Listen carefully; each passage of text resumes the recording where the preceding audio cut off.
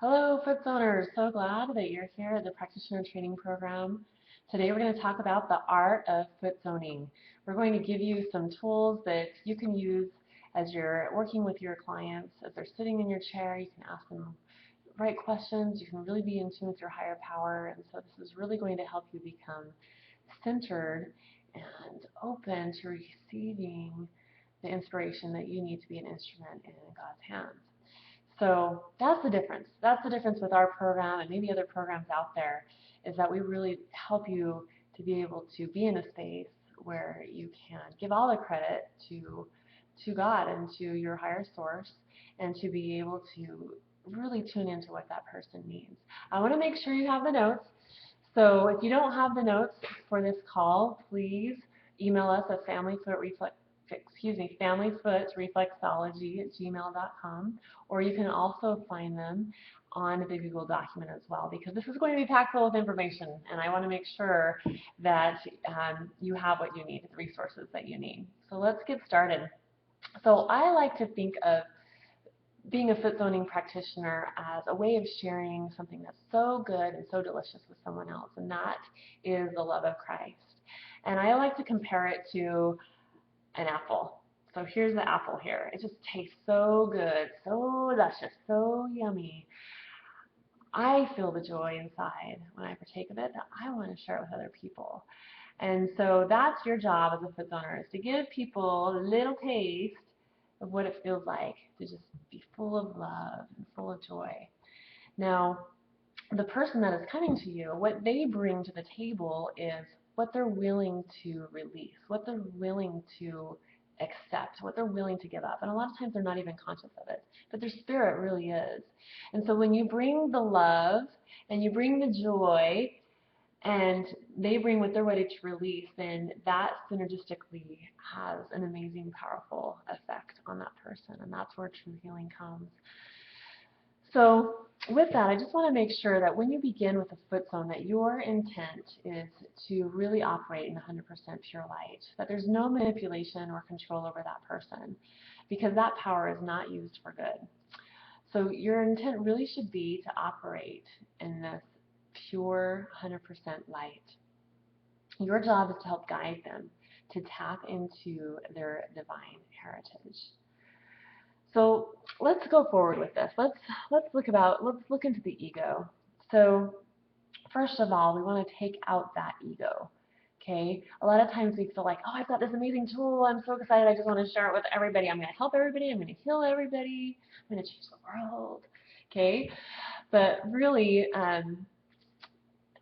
that is actually going to do a lot of harm than good, because what happens is you end up taking on other people's energies. You end up feeling like you're responsible for their healing, which is not the case. So really, when we come to understand that they are the ones that have the answers within, and you're just the guide, you're just the instrument, then you can let them do most of the healing, okay? You're just a guide. So number one, with this point, we're taking out the ego. Okay, if you want to change a person, if you want change for a person more than that person wants it, then you are out of alignment. Don't force change. Everybody has their agency. And just know that they can only authentically change when they are ready. They can only do it when they're ready. Number two, there is nothing you can do to save a person. Okay, so you can take in dinner, you can give them a book. Hey, read this book. This is going to change your life. I'll give you a foot zone, okay, in hopes that it's going to change everything about them. But anything we do is only temporary. It's only temporary unless they're ready and willing. Keep that in mind. Number three, life is going to teach us everything that we need to know. Life takes care of us more than we really realize. Think of all those experiences and trials that come into our life. Those are meant to teach us, and we are always continually on a continuum of learning. And for that reason, we can't give them exactly what they need to change, but we can give them a little piece of that fruit, and they bring to the table that what they're ready to bring and what they're ready to change. That's where the true healing comes. All right, number four. When someone changes, they are the ones that do it, not you. I'm just really honing in on this, okay? That's the difference with our program. The person in the chair is going to be empowered, and you're going to help give them some tools through inspiration and through the class, the tools that you learn in class. You're going to offer up some homework for them to help them change. And then number 5, open your eyes and really find your higher power. Connect to it every day so that you can be an instrument in His hands. So are you doing your personal devotional every day? Are you eating right with high vibrational foods? Are you having high vibrational thoughts so that you can be connected, so that when someone is sitting in your chair, you can be that instrument that He's called you to? So this is really good to know. Very good stuff. Well, let's talk about some level 1 questions. What about, here you just came from this 2-day class and you're so excited, you want to just go out and help the whole world. Well, let me tell you, Allison and I ran into some problems with that because sometimes we just smother everybody with all of our knowledge, and that can just be too much for them. They're not ready, right? So we got to see where they're at. We got to meet them where they are. So one question you can ask is, hey, how are you doing? And this is just in casual conversation. And they say, oh, I'm doing good. You know, usually people are really superficial. I'm good. I'm okay. I'm all right. Well, the next question, number 2, well, wow, yeah, okay. Well, is that good or bad for you? And they'll tell you, they'll go into a little bit more. So you're really just trying to dig a little bit deeper in how that you can help them on their journey. Number 3, well, which way is it going? Is it going to get better or is it going to get worse? You feel like it's getting better, you feel like it's getting worse. How much longer are you going to be able to live this way? Like number 4 would be, do you like where you're at in life? And a lot of times people have a greater vision for themselves, and they really do want to be in a better place. So number 5 would be, well, what are you going to do next? So it really puts them in the driver's seat. And a lot of times people will open up and share with you, well, I decided I was going to read this new book, or I was going to go talk to this lady who has a new therapy, or whatever it is. And then number 6 is, well, what can I do for you? And that opens it up to what they're ready for. And at this point, if they're not really aware as to what you have to offer, well, then with number 7, and question number 7, you can even ask them, well, do you think you're going to make it? I know you can make it, and I want you to know that I am here for you. And by the way, you know, I've been learning so many great tools that I've been able to use in my life. I would love to share them with you. And that's just a really good way to not force yourself on people. You're actually meeting them where they're at.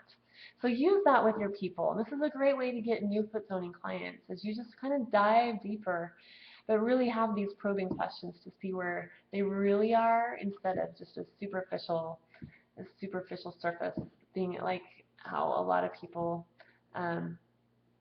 tend to be. And so we want to really extend ourselves out there and know how we can be best service to others. All right, so the other thing with being with clients is that we always want to suggest things to them. We always want to throw out some ideas that may work for them, but never tell them have to or should to type things. The clients are really free to choose.